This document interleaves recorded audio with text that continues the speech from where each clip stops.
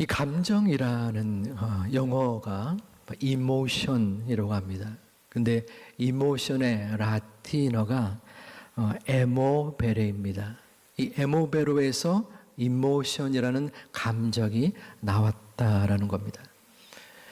즉 감정은 우리 인간을 어떠한 행위로 움직이게끔 이끈다라는 의미도 담겨져 있습니다. 제자들 중 가장 감정적인 사람이 누구일까요? 아마도 베드로이지 않나 싶습니다. 베드로는 예수님이 잡히시던 그날 의협심에 불타올라서 마고의 귀를 칼로 베었던 그러한 사람이었습니다. 오늘 본문에서도 베드로가 감정이 드러납니다. 본문의 배경은 갈릴리 호숫가입니다. 호숫가에 오전부터 많은 사람이 모였습니다. 예수님의 말씀을 듣기 위함이었습니다. 예수님이 호숫가에 이르렀을 때에 배 두 척이 정박해 있었습니다. 그들은 어부였는데 물고기를 잡고 돌아왔습니다. 그리고 그물을 씻고 있었어요. 그물을 씻은 후 그들은 집으로 돌아가 쉬려고 했습니다. 그때 두 배 중에 한 배에 예수님이 올라탑니다. 베드로, 시몬의 배였습니다. 그 배에 오르자 예수님은 베드로에게 한 요청을 합니다. 육지에서 조금 떼기를 청한 것입니다. 왜? 그물을 닦고 정리를 하고 있는 그에게 가서 배를 다시 호숫가 뒤로 떼라고 말씀하셨을까요? 거기는 이유가 있습니다. 옛날 고대 근동에서는 요즘처럼 야외에 무대가 있는 것도 아니고 또한 마이크가 있는 것도 아닙니다. 그래서 많은 사람이 왔을 때 강론을 할 경우 그 전달이 문제이고 관건이었습니다. 예수님도 그러했을 것입니다. 그럴 때에 그 배를 육지에서 조금 떼면은 사람들이 지금 여기가 배의 위치입니다. 강대상이. 그리고 호숫가이고 여러분들처럼 쭉 예수님을 집중할 수 있는 것입니다. 그리고 이 호숫가에 혹시 여러분 돌멩이를 던져 본 적 있습니까? 이렇게 팍팍팍 튀죠. 뭐 3번, 4번 또 잘 던지는 사람은 그 이상을 던지게 됩니다. 이 호숫가의 물이 음성을 전달하는 음향장치가 되는 것입니다. 그래서 예수님이 그냥 평지에서 말하는 것보다 더 원활하게 소리를 전달할 수 있고 백성들은 그 가르침을 들을 수 있었던 이유가 담겨져 있는 것입니다. 예수님은 말씀을 가르쳤습니다. 그리고 가르치신 후에 베드로에게 4절에서 요청을 합니다. 또 명령을 합니다. 내가 깊은 데로 가서 그물을 내려 고기를 잡아라. 이 말씀을 들은 베드로는 어떠한 마음이 들었을까요? 어부의 가장 큰 역할 그리고 직무는 고기를 많이 잡는 겁니다. 생계가 달려 있는 부분도 있죠. 그런데 베드로와 친구들은 본문에 한 마리도 못 잡았습니다. 30분, 1시간 동안 그물을 던지고 고기를 낚으려고 했던 것이 아니라 밤새도록 애를 썼는데 한 마리도 잡지 못한 거예요. 그런데 예수님이 베드로에게 야, 깊은 데로 가서 고기를 낚아라 라고 말씀하신 거예요. 자, 예수님은 어떠한 분입니까? 지금 여기서는 말씀을 증거하는 유명한 선생님이라고 베드로가 칭했죠. 그리고 그분의 전력은 목수였습니다. 베드로보다 더욱더 전문적인 어부라면 그 말을 들을 수 있겠지만 전혀 문외한인 예수님이 깊은 데로 가라라고 한 것입니다. 베드로는 분명히 지쳤을 겁니다. 그리고 짜증도 났었을 수 있고 또 자존심이 상했을 수도 있습니다. 베드로의 마음속에는 그러나 자신이 계획한 것이 이루어지지 않았던 것입니다. 자신의 노력, 자신의 수고로 인하여 어떠한 열매가 맺어지지 않을 때 드는 감정은 낙심과 낭망입니다. 우리 모두들 또한 삶을 살아가면서 여러 가지 실망과 낙심을 하게 됩니다. 혹시 지금 이 순간 여러분의 삶 속에 낙심의 상황을 맞이하고 있지는 않습니까? 그럴 때 우리는 하나님 앞에 원망을 토로하기도 합니다. 하나님 어찌해야 합니까? 어떻게 이 세상을 살아야 합니까? 이 인생의 배에서 하나님 만선까지는 아니더라도 어느 정도 생활할 수 있는 나의 마음을 채울 수 있는 물고기 어느 정도는 주셔야 되지 않습니까? 언제 그 물고기를 주시렵니까? 우리는 삶의 현장에서 주님 앞에 답답함과 또한 낙심의 모습을 보이곤 합니다. 베드로는 자신의 방법이 통하지 않았다라는 것을 느끼고 깨닫고 주님의 말씀에 의지하여 순종합니다. 우리 함께 믿음으로 봉독하겠습니다. 선생님, 우리들이 밤이 새도록 수고하였으되 잡은 것이 없지만은 말씀에 의지하여 내가 그물을 내리리다. 아멘. 여기서 말씀에 의지하여 대신에 저는 주님이 그렇게 말씀하시니라고 변경하기를 원합니다. 주님이 그렇게 말씀하시니 우리의 삶 속에서 내가 뜻한, 내가 생각한, 내가 작정한 방법이 통하지 아니하였을 때 내 마음에 낙심이 나를 억누르고 나를 움직이려 할 때 이 한마디를 기억하시기를 소망합니다. 주님이 그렇게 말씀하시니 우리 함께 따라서 하겠습니다. 주님이 그렇게 말씀하시니. 앞서 말씀드렸듯이 감정은 우리의 마음, 우리의 행동을 움직이려 합니다. 실제로 움직입니다. 베드로도 주님 앞에서 자신의 감정을 표출하였습니다. 그런데 놀랍게도 베드로를 변화한 것은, 베드로를 움직인 것은 그의 감정, 낙심이 아니라 바로 예수님의 말씀이었습니다. 베드로의 가장 큰 마음의 생각 그리고 감정은 낙심일 수 있습니다.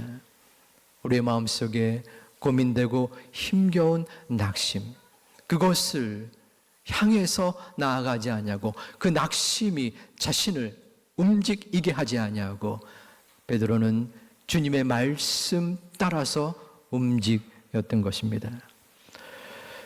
베드로는 고기 잡는 데 있어서는 전문가였습니다. 그런데 비전문가인 예수님의 말씀을 따른 것입니다. 내가 볼 때는 도저히 이해가 되지 않을지라도 주님이 그렇게 말씀하시니 나는 지치고 더 이상 할 의욕이 생기지 아니할지라도 주님께서 그렇게 말씀하시니 베드로는 순종하고 따를 수 있었던 것입니다. 우리는 어떠합니까? 우리의 삶 속에, 우리의 마음 속에 낙심이 계속적으로 침투하고 그 낙심이 결국에는 어떠한 경우 절망의 행동으로 이끌려고 할 때 우리는 거기에 굴복되어서는 안 됩니다. 어떻게 이럴 수 있는가? 나의 자녀가, 나의 가족이 나를 실망시키고 절망케 하고 그러므로 내 마음 깊숙한 곳에 가득한 낙심이 있을지라도 주님께서 절대 포기하지 말아라. 내가 어떠한 순간에서도 너와 함께 있을 것이다. 주님께서 말씀하시기 때문에 주님을 바라보는 것입니다.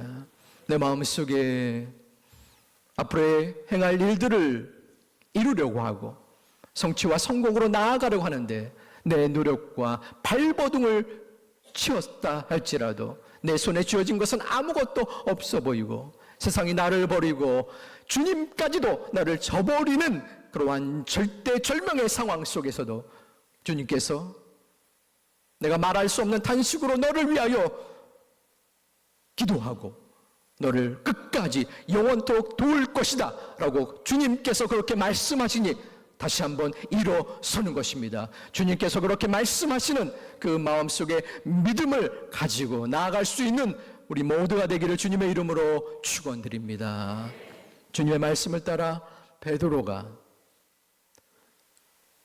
고기를 잡자 깊은 곳에 가서 그물을 내리자 엄청난 일이 생겨났습니다. 그물이 찢어지도록 고기가 잡힌 것입니다. 이것은 베드로의 순종을 주님이 보시고 베드로를 기적의 주인공으로 만드신 은혜가 있었던 겁니다. 베드로는 동무들을 데려다가 그 2배에 나누었으나 그 2배가 물에 잠길 만큼 가득 찬 그러한 모습이 나타납니다. 그 모든 것을 경험한 베드로가 8절에서 큰 신앙의 고백을 합니다. 우리 함께 봉독하겠습니다. 시몬 베드로가 이를 보고 예수의 무릎 아래에 엎드려 이르되 주여 나를 떠나소서 나는 죄인으로소이다 하니 아멘. 이 반응을 보고 조금은 좀 낯선 느낌이 들었습니다. 왜냐하면 밤샘 고기 낚음을 못하고 소득이 없어 베드로는 낙심했지만 예수님의 명령에 따라 엄청난 고기를 얻었습니다. 대박 사건이 나온 거죠. 그러면 여러분 같으면 예수님께 뭐라고 답을 하셨겠습니까? 저 같으면 야 예수님 감사합니다. 어떻게 지금 전문 어부도 아니신데 그 고기 길을 아셔가지고 이렇게 엄청나게 많은 고기를 낚게 하셨습니까? 이제 한시름 났습니다. 너무나 고맙습니다. 이렇게 얘기를 하지 않았을까요? 그런데 베드로는 주여 나를 떠나소서 나는 죄인이로소이다 라고 말한 것입니다. 이것은 베드로가 주님의 말씀을 듣고 그 기적을 경험하는 가운데 이 주님이야말로 이 땅의 통치자이고 거룩하신 분인데 그에 비추어서 나는 부끄러운 죄 많은 인생임을 마음속에 깨달았다는 것입니다. 이것은 베드로의 항복 선언이기도 합니다. 도저히 주님과 또한 주님을 바라볼 때에 나는 용서받을 수 없는 죄인이고 그 앞에 머리조차 들 수 없는 존재임을 베드로는 깨달았던 것입니다. 우리의 삶 속에서 항복을 선언하고 인정하는 것은 익숙지 않습니다.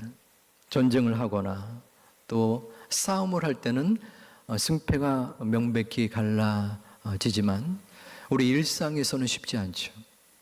어떠한 경우 논쟁을 할 때에 상대방의 주장이 옳을 경우 내 주장을 접고 항복하는 자세를 보일 수 있습니다.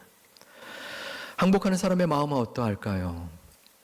나의 생각, 나의 주장, 나의 전문 지식까지도 내려놓아야 합니다. 나의 자존심까지 던져 놓아야 한다는 것입니다. 베드로가 그랬습니다. 예수님이 어떠한 얘기를 하더라도 그냥 내버려 두고 차단하고 듣지 않을 수도 있었습니다. 하지만 그의 마음속에 그 마음을 받아들이고 그 명령을 또한 준행했던 이 항복의 마음이 있었고, 또한 궁극적으로 그 주님 앞에 무릎을 꿇고 죄인임을 고백할 수 있었던 것입니다. 저는 중학교 2학년 때 모 교회의 금요 철야 기도회에 한 1년 정도 참석한 적이 있습니다. 중학생이 뭐가 아쉽다고 참석했는가 이유는 모르겠습니다. 오래돼서 기억이 나지 않아요. 그때는 금요 철야 기도가 끝나는 시간이 한 1시나 혹은 2시 정도 됐었던 것 같습니다. 예배를 드리고 개인 기도로 옮겨지는 그 중간에 꼭 부르던 찬양이 있었습니다. 천부여 의지 없어서. 그냥 부르는 것이 아니라 두 손을 들고 불렀어요. 저 또한 분위기에 휩싸여서 두 손을 들었습니다. 생각해 보시기 바랍니다. 많은 어른들, 권사님들이 많은데 중학생 한 명이, 또 친구 몇 명이 있었는데요, 두 손을 들고 천부여 의지 없어서. 그 찬양 찬송가의 가사와 분위기를 어찌 알았겠습니까? 그저 멋모르고 불렀던 기억이 납니다. 오랜 세월이 지나서 또 삶의 여러 가지 또 광야와 또 풍랑을 조금씩은 경험하면서 이제는 그 찬양의 의미를 되새기고 또 생각합니다. 베드로는 이전에는 선생님이라고 예수님 불렀지만 지금 이 본문에서는 주여라고 부릅니다. 주님, 선생님에서 주님으로 바뀌어진 것입니다.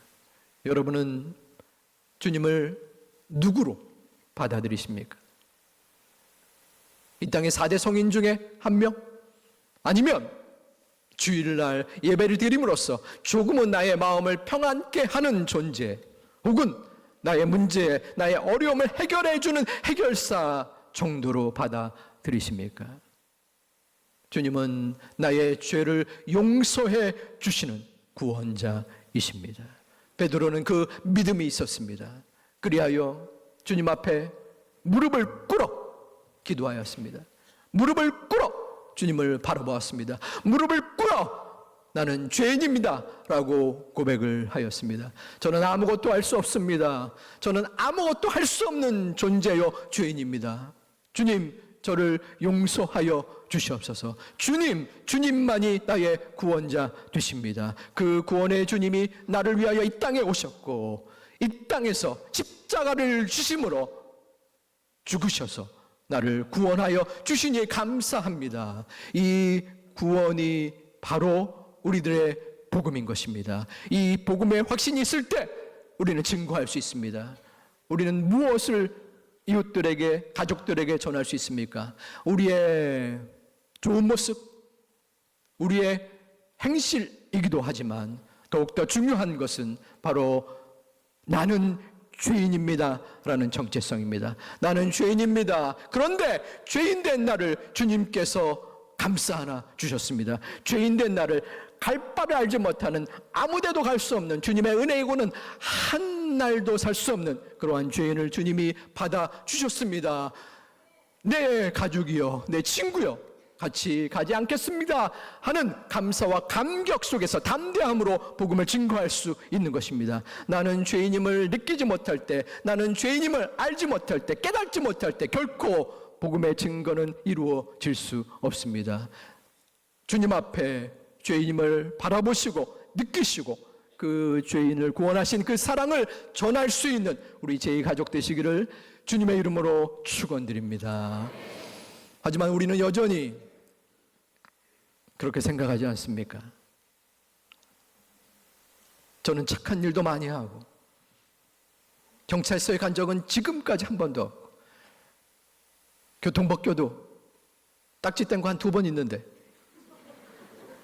교회도 잘 나가고 봉사도 어느 정도 하는데 이 정도는 괜찮은 사람 아닙니까? 나는 괜찮은 죄인 아닌가요? 그것은 우리의 생각입니다. 우리의 판단이고 우리의 관점입니다. 우리는 하나님 앞에서, 주님 앞에서 죄인일 수밖에 없습니다. 바로 주님이 그렇게 말씀하시니 베드로의 항복 선언이 바로 우리들의 항복 선언이 되기를 축원합니다. 항복 선언이 이루어질 때에 온전한 믿음의 결단이 이루어지는 것입니다. 이 땅을 살면서 누가 가장 불안하고 걱정이 들까요?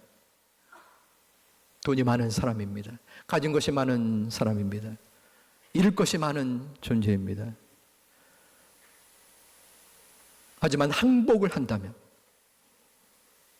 내 옆에 있는 이웃집 아저씨에게서가 아니라 이 땅의 한 권력자에서가 아니라 온 우주 만물의 통치자이시고 나의 구원자이신 예수님 앞에 항복한다면 우리의 마음속에 평안함이 있게 됩니다.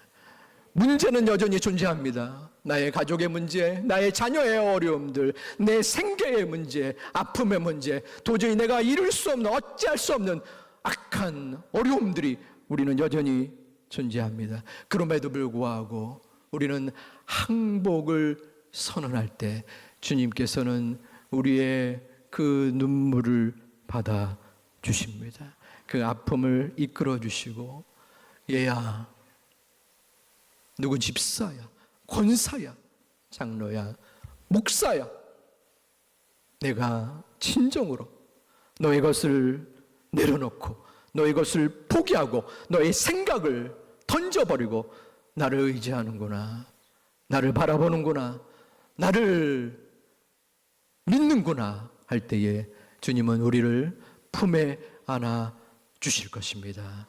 그 사랑, 그 마음을 받아들이시는, 그리하여 베드로에게 내가 사람을 취하리라, 내가 사람을 낚는 어부가 되리라 말씀하신 그 말씀이 우리 제2 가족들에게도 담대하게 기쁨으로 맞이할 수 있는 우리 모든 시간들 되시기를 주님의 이름으로 축원합니다.